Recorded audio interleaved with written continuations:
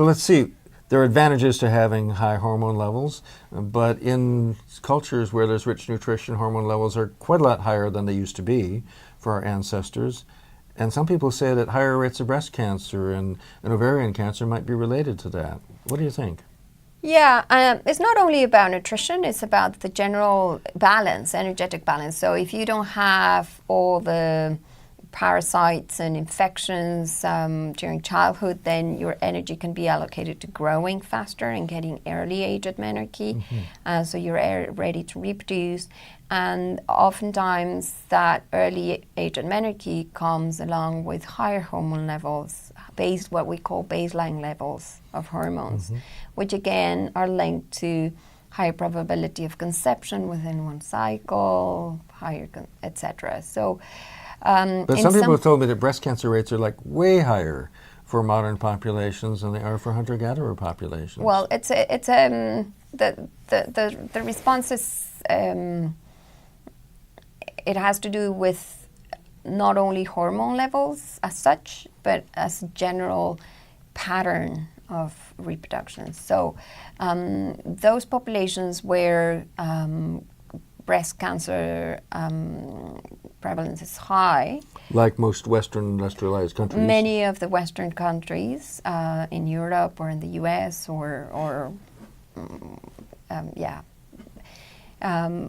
what happens there is that the conditions, what we were talking about earlier about hygiene and nutrition, they all come together. So the secular changes that we've observed have come from improvements in availability and quality of food, in improvement of sanitary conditions, which makes the trade-off between reproduction and the other functions less ominous. And therefore, you're able to start menstruating so earlier. There's just been more resources for everything. A little bit, yes. And therefore you can invest more in reproduction more and earlier. But not only that, but once you have early age menarche, that means you can start cycling. When each menstrual cycle, these hormones are influencing other tissues such as breast cancer. So hormones, reproductive hormones, affect these tissues. They prepare them, say, for lactation. And in those preparations, there's cellular divisions, but when you have high mitosis, there's a high chance of mutations. So the hormones and other things induce changes. Divisions in That's the cells, right. And those divisions make it more likely that a cancer will arise. Right, and That's then really when you tragic. combine it with, if you have early age menarche, and then these populations not only are having better quality of food and quantity of food and better sanitation, but also their behavior has changed.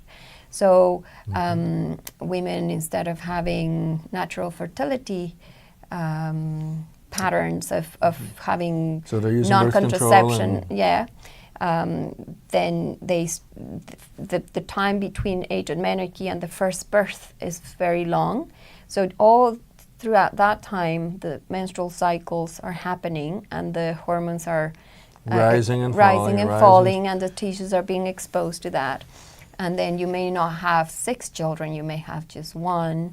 So there are some trials, I understand, going on where women get an artificial pregnancy through medications in order to stop that interval from being so long and make it less likely they'll get breast cancer. Do you know about those studies? Not really. There is some data that indicates that if some contraception, hormonal contraception, may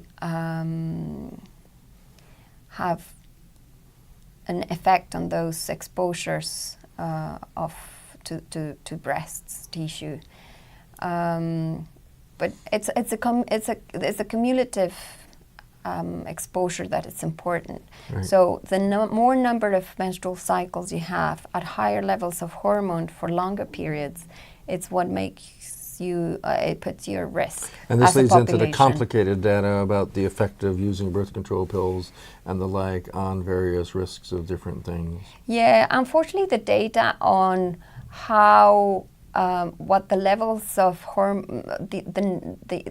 the concentration of hormones in different formula of contraceptive pills is not very detailed. So there's really no way that I'm aware of to actually calculate the risk just from the exposure. So we don't really know yet. We don't know about that.